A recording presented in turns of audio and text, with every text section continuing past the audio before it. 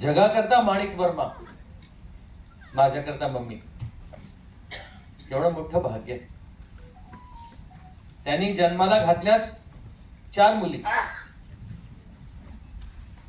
सर्व टॅलेंटेड. पण माझ्या नशिबी होतं ते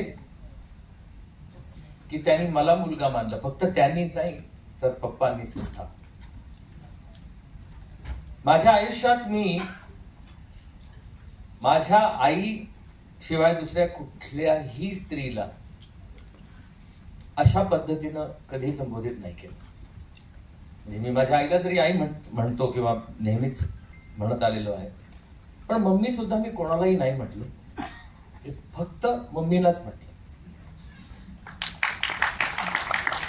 पप्पा म्हणजे माझ्या वडिलांना मी पप्पा म्हणायचो.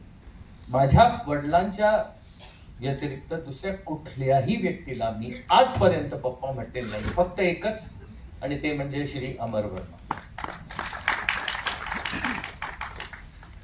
हे का सांगतोय मी, तर हे आमचं नातं.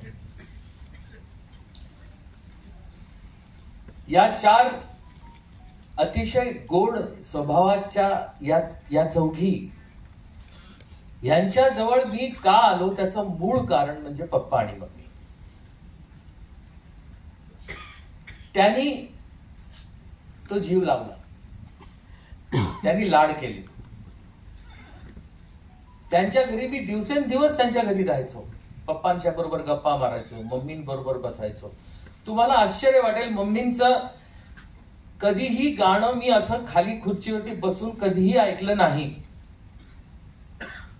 कारण मला त्याची गरजच वाटली नाही. मला मम्मीच्या बाजूला बसून त्यांच्याशी गप्पा मारणं जास्त इंटरेस्टिंग वाटायचं. आता हे कोणाच्या नशिबी? तुमच्या नशिबी त्यांचं गाणं ऐकणं होतं, माझ्या नशिबी त्यांना ऐकणं होतं.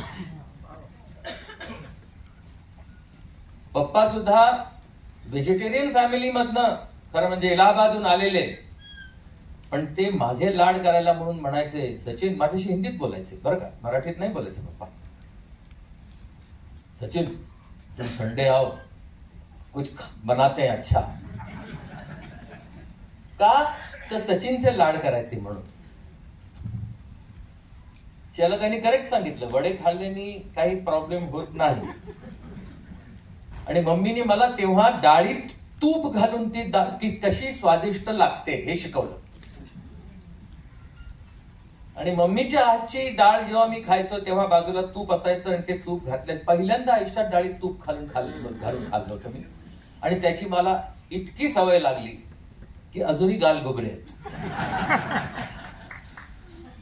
तर हे असं मिळालेलं प्रेम माझ्या, म्हणजे मला तो दिवस आठवतो जेव्हा मम्मीची तब्येत बरी नव्हती, खूप त्रासात मम्मी गेली. तेव्हा म्हणजे सफर करत होती. तेव्हा ज्या लोकांनी नवस केले ना, त्यात माझी एक आई होती. मला ती सिद्धिविनायकाच्या देवळात घेऊन जायची रोज.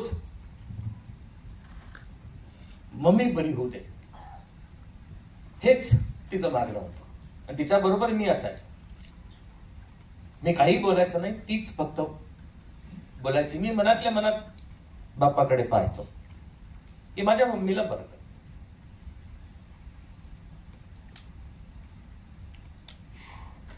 आज मम्मी नाही आहे असं मी मानत नाही, आणि तिला जिवंत ठेवण्याकरता म्हणून या चौघींनी जी मेहनत घेतलेली आहे त्या मेहनतीला सलाम.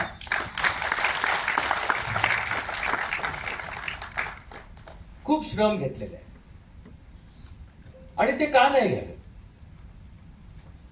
तिने एवढं केलेलं आहे. खरं म्हणजे ती गेल्यानंतर तिची गाणी मी जास्त ऐकली, कारण आता मला तिला ऐकायला मिळणार नव्हतं, म्हणून मी तिची सातत्यानं गाणी ऐकत गेलो.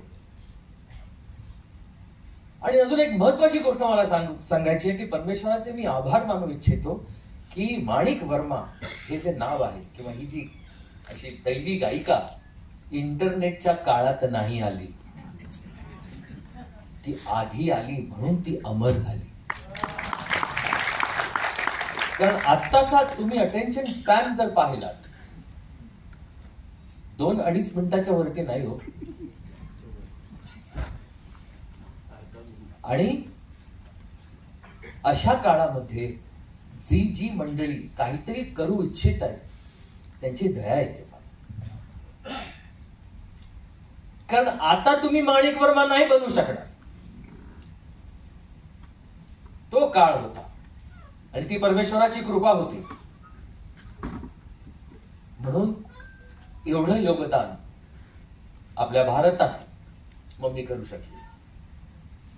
हे वर्ष 2025 माझ्याकरता खूप महत्वाचं आहे.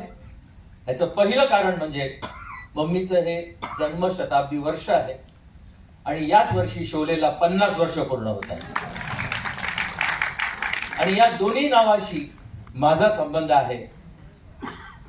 त्याकरता मी स्वतःला भाग्यवान समजतो. जोपर्यंत या भारतात संगीत जिवंत आहे तोपर्यंत माणिक वर्मा हे नाव सुद्धा जिवंत आहे. धन्यवाद.